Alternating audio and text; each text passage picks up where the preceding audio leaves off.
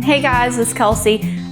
So I'm usually in the logistics department, but today I got to spend my day in HR. So normally in logistics, I'm responsible for processing the contract, making sure the job gets on the calendar, making sure all the crews are set up for success. They are at their installation goals for the week. Also, we make sure that anything that may happen while the installation is taking place, like any issues or concerns that the customer may have, are taken care of. We follow up with the managers and just make sure that we come to a resolution for the customer. So what surprised me most about my experience in HR today was just how much Jim is responsible for. I mean, he's responsible for all 3 markets, and that's a lot of employees. Making sure that any incidents that are reported in any of those markets are documented. Anything that goes through Jim has to be documented, so there's a lot of paperwork that needs filed.